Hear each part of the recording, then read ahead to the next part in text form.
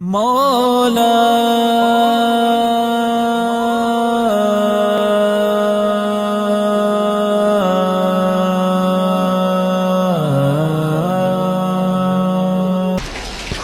حضرت یہ ایک بھائی سوال پوچھ رہے ہیں کہ کیا والد اپنے بیٹے کو عمر بھر حکم دے سکتا ہے؟ اطاعت والدین کی عمر بھر واجب رہتی ہے یا کسی وقت ختم ہو جاتی ہے؟ ہاں، بسم اللہ الرحمن الرحیم، الحمدللہ وکفا وسلام علی عبادہ الذین اصطفیٰ، اما بعد۔ باپ کا حق اللہ کے بعد دوسرے نمبر پر ہے۔ قرآن نے خود ہی بیان کیا، وَقَضَى رَبُّكَ أَلَّا تَعْبُدُوا إِلَّا إِيَّاهُ وَبِالْوَالِدَيْنِ إِحْسَانًا۔ ایک تو اللہ کو تنہا مانو، اس کے بعد ہے والدین کے ساتھ حسن سلوک کرو، چونکہ والدین ہمیشہ والدین ہیں، چاہے بیٹا بوڑھا بھی ہو جائے تب بھی باپ کو باپ ہی کہیں گے اور بیٹے کو بیٹا ہی کہیں گے۔ تو اس لیے باپ جب بھی حکم دے گا بیٹے کو باپ کے حکم کی تعمیل لازمی ہے۔ صرف ایک شرط ہے، وہ کسی غلط، منکر یا خلاف شریعت چیز کا حکم نہ دے۔ جب تک باپ ہونے کی حیثیت سے شرعی تقاضے کے مطابق جائز حکم دے تو بیٹے کو ہر حال میں وہ حکم پورا کرنا لازم ہے، اور اس کی سعادت مندی بھی ہے اور شرعی تقاضا بھی ہے، شرعی حکم بھی ہے۔ حضرت ایک سوال ہے کہ جب قبر کی زیارت کریں تو سر کی جانب کھڑا ہونا چاہیے، پاؤں کی جانب؟ اس کے بارے میں تو اختیار ہے، اگر انسان زیارت و قبول کے لیے جا رہا ہے، سر کی طرف سے جائے یا پیر کی طرف سے جائے تو سب کچھ ہے۔ البتہ بہتر کیا ہے؟ ہمارے فقہا لکھتے ہیں بہتر ہے کہ پاؤں کی طرف جائے، قبلے کی سائڈ پاؤں کی طرف جائے۔ اس وقت چونکہ جب میت کو دفن کرتے ہیں تو اس کا منہ قبلے کی طرف کرتے ہیں، جب ہم پاؤں کی طرف جائیں گے تو پاؤں کی طرف اس کو دیکھنے میں سہولت ہوگی، اس لیے بہتر صورت ہے ہم پاؤں کی طرف جائیں گے۔ ایک تو یہ مسئلہ۔ دوسرا ہے، ہمارے فقہا لکھتے ہیں کہ جب کوئی میت کی زیارت کے لیے جائے گا تو جس طرح اس کے ساتھ دنیا میں رہتا تھا ایسے ہی مرنے کے بعد بھی جائے۔ مثلا اگر ادباً دور رہتا ہے تو وہاں بھی ادباً دور رہے، اگر ادباً محبت کی وجہ سے قریب رہتا ہے تو وہاں بھی قریب رہ جائے۔ تو جتنا تعلق زندگی میں اس کے ساتھ تھا اور جتنی موانست اس کے دنیا میں تھی وہی صورتحال وہاں مرنے کے بعد بھی پیش کرے۔ مثلا بیٹا بہت قریب جاتا ہے تو بیٹے کو بہت قریب جانا چاہیے، استاد تھوڑا سا دور رہتا ہے، استاد شاگرد اس سے کیا رہے؟ دور رہے۔ مرشد اور مسترشد، پیر اور مرید، ان میں تھوڑا سا دنیا میں بھی فاصلہ رہتا ہے، اس لیے جب وہ زیادہ قبور کے لیے جائیں وہاں بھی تھوڑا سا فاصلہ رہے گا۔ تو گویا جو سلوک دنیا میں ہوتا تھا، جو طریقہ، وہی مرنے کے بعد بھی ہونا چاہیے۔ حضرت ایک سوال ہے، کیا آنچار حلال ہے؟ اور شبہ اس لیے ہوا ہے کیونکہ اس کو بھی سٹور کر کے رکھتے ہیں شراب کی طرح، تو اس میں بھی ہوتا ہے، اس لیے ان کو شبہ ہوا ہے۔ یہ تو غلط عام پتہ نہیں کشمیر میں کیسے مسئلہ پھیل گیا، آنچار حرام ہے، 40 دن میں رکھیں گے اس کو حرام ہے۔ بالکل نہیں، آنچار کبھی 10 سال بھر رکھو کوئی پریشانی نہیں، 2 سال رکھو کوئی پریشانی نہیں۔ وہ تو اس صورت میں ہے جب وہ بگڑ جائے اور اس میں نشہ پیدا ہو جائے، اس میں تو حرام ہے۔ اس سے پہلے کوئی پریشانی کی بات نہیں ہے۔ آنچار رکھو تو 40 دن یا رکھو 100 دن، جب تک وہ ٹھیک ہے اس کے استعمال کرنے میں کوئی حرج کی بات نہیں۔ خام کیا اڑائی کس نے بات ہے؟ جی ایک سوال ہے، کیا چاندی کی انگوٹھی پہننا سنت ہے؟ چاندی کی انگوٹھی پہننا سنت ہے، لیکن سنت غیر مؤکدہ ہے۔ سنت غیر مؤکدہ کا مطلب ہے اگر کوئی پہنے گا ٹھیک ہے، اگر نہیں پہنے گا کوئی ناجائز نا، وہ غلط کام بھی وہ نہیں کرا، جائز ہے۔ اسی کو ہم جائز کام کو ہم سنت غیر مؤکدہ کہتے ہیں، مؤکدہ نہیں کہتے۔ پہلے زمانے میں استعمال کرتے اس کو قاضی لوگ، کیونکہ ان کو مہر ڈالنی پڑتی تھی، تو اب تو ہر ایک استعمال کرتا، حرج کی بات نہیں ہے، تو اس لیے ہم اس کو کہتے ہیں جائز ہے۔ اور سنت بمانے سنت غیر مؤکدہ، مؤکدہ نہیں۔ جی ایک سوال ہے کہ بدعت کی شرعی اصطلاح کیا ہے اور اس میں کون سے کام داخل ہے، اور بدعت حسنہ بھی کیا ہے؟ ہاں، یہ تو مسئلہ بڑا تفصیل طلب ہے، آپ کو مختصر جواب دے دوں، لیکن میں جواب تھوڑا سا دے ہی دوں گا۔ بدعت کے ایک ہے لغوی معنی، ایک ہے اصطلاحی معنی۔ لغوی معنی ہر نئی چیز کو بدعت کہتے ہیں، ہر نئی چیز کو، اس کا مطلب ہر نئی چیز جب بدعت بنے گی تو آپ اور ہم بھی بدعت ہی، کیوں؟ ہم بھی تو نہیں ہیں۔ یہ جو اللہ پہ یہ بھی بدعت ہے، اور دوسری چیزیں وہ بھی بدعت ہے۔ یہ تو لغوی معنی ہے۔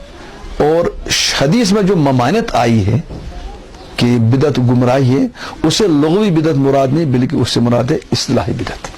میں آپ کو سمجھاؤں گا، تھوڑی سی تفصیل ہے، تو بڑا لمبا موضوع ہے، میں سمجھاؤں گا. بدعت کہتے ہیں وہ دین کا وہ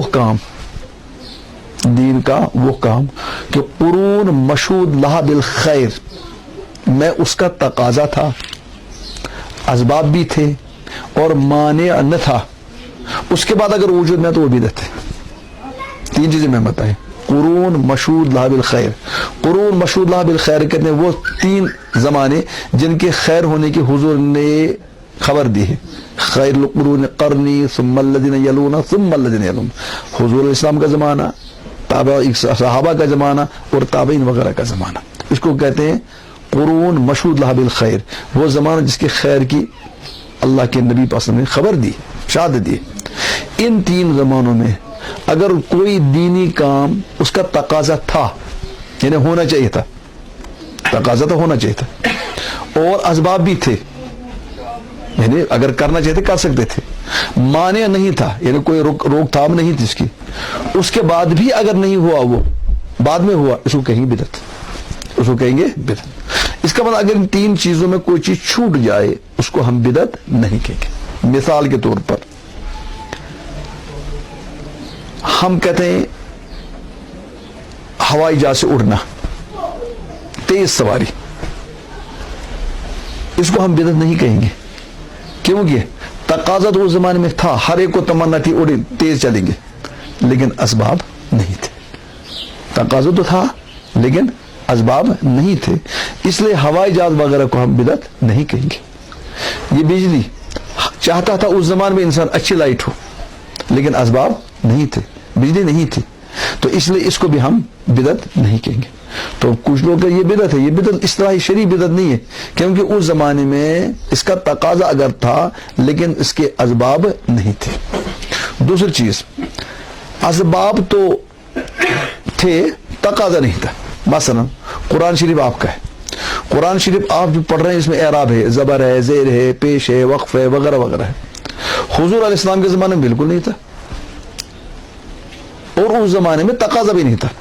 تقاضا مطلب یہ تھا کہ ہر انسان پڑھتا تھا، زبر زیر کے بغیر اہل لسان تھے، وہ زبان جاننے والے تھے اور ماہرین تھے، اس لیے ان کو اس کی ضرورت بھی نہیں تھی. بعد میں اس کا تقاضا پیدا ہو گیا کہ ہم جیسے لوگ قرآن کو زبر زیر کے بغیر پڑھ نہیں سکتے تھے، تو اس زمانے میں تقاضا نہیں تھا، بعد میں اس کا تقاضا آ گیا، اس لیے اب اس کو ہم بدعت نہیں کہ، حالانکہ حضور کے زمانے میں نہیں تھا. تیسری چیز، اسباب بھی ہیں، تقاضا بھی ہے، لیکن مانع تھا. مثلا آج ہم رمضان کے تراویح پڑھتے ہیں اور 20 رکعت تراویح پڑھتے ہیں، جماعت کے ساتھ پڑھتے ہیں. نبی پاک صلی اللہ علیہ وسلم کے زمانے میں 3 دن ہی جماعت کے ساتھ نماز ہوئی. اب اگر کوئی کہے گا یہ تو بدعت ہے، کیونکہ حضور کے زمانے میں 3 دن کے علاوہ آج پورے مہینے پڑھتے ہیں، ہم کہ یہ بدعت نہیں ہے. کیوں؟ کہ حضور اسلام کے زمانے میں جو پورے مہینے نہیں رہی اس کی وجہ ایک مانع تھا، ایک عذر تھا. حضور نے فرمایا صلی اللہ علیہ وسلم نے کہ اگر میں اس کو کنٹینیو پڑھوں تو یہ آپ کے لیے فرض بن جائے گی، پھر اس کو تم ادا نہیں کر پاؤ گے.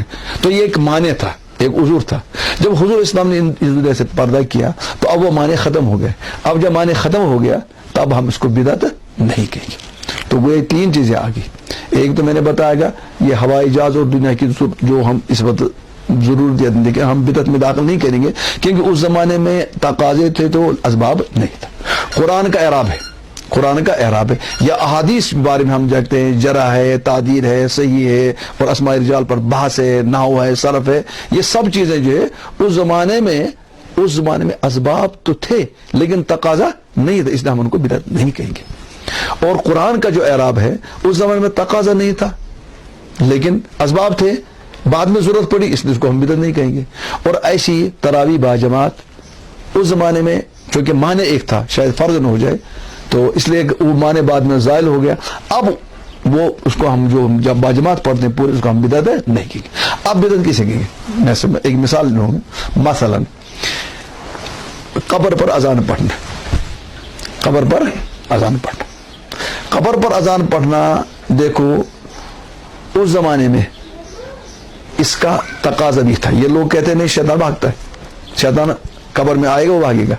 اس زمانے میں بھی ضرورت تھی کیا؟ شیطان کو بھگانے کی، کوئی تقاضا تھا، اسباب بھی تھے، اذان پڑھنے والے تھے، اور کوئی معنی بھی نہیں تھا، عذر بھی نہیں تھا، لیکن اس زمانے میں ان 3 زمانوں میں یہ کام ہوا نہیں، اس لیے اور بعد میں ہوا یہ، اس لیے ہم اس کو کیا کہیں گے؟ بدعت کہیں گے۔ آپ میت کے لیے دعا کرتے ہیں، استغفار کرتے ہیں، وغیرہ چیزیں کرتے ہیں، شرعاً جائز ہے، لیکن شریعت نے کوئی دن اس کے لیے مقرر نہیں کیا، حالانکہ اس زمانے میں کیا تھے؟ اسباب بھی تھے، تقاضا بھی تھا، معنی نہیں تھا۔ تو ہم یہ کہتے ہیں ایصال ثواب منع نہیں ہے، البتہ ایک ڈیٹ مقرر کر کے اس سے ہٹتے نہیں ہیں، اس کو ہم نے لازم جیسا بنا دیا تو یہ چیز بدعت بنے گی، کیونکہ اسباب بھی تھے، معنی بھی تھا، معنی بھی نہیں تھا، تقاضے بھی تھی، تو بعد میں وہ چیز آگے اس کو ہم بدعت کہیں گے۔ تھوڑا یہ بہرحال تفصیل طلب ہے، خلاصہ کیا نکلا کہ بدعت کہنے لغت کے اعتبار سے اس چیز کو جو نیا ہوا، اور اصطلاح میں وہ چیز جو قرون مشہود لها بالخیر، 3 مقدس زمانوں میں جن کی خیر کی بشارت دی گئی کہ اس کے اسباب تھے، معنی نہیں تھا، تقاضے تھے، اس کے باوجود بھی اگر وہاں نہیں ہوا بعد میں وہ اس کو بدعت کہیں گے، لیکن اگر ان چیزوں میں کوئی چیز تھی اس کو ہم بدعت نہیں کہیں گے۔ پھر بدعت کی 2 قسمیں کرتے ہیں، ایک بدعت حسنہ ہے، بدعت سیئہ۔ وہ بدعت حسنہ سیئہ کچھ نہیں ہے، بدعت بدعت ہی ہے، وہ لغوی جو ہے، کون لغوی معنی جو اس اعتبار سے ایک بدعت لغوی کا نام حسنہ ہے، ایک بدعت سیئہ ہے، لیکن جو اصطلاحی بدعت ہے جس کو شریعت نے ممان وہ بالکل گمراہی ہے، اس میں کوئی خیر کی بات نہیں ہے اور اس میں کوئی ہدایت کی بات نہیں۔ یہ تو اجمالی جواب اس کا ہے، لیکن ہے مسئلہ بڑا اہم اور تفصیل طرف، ہو سکتا شاید کچھ سمجھ میں آیا ہوگا۔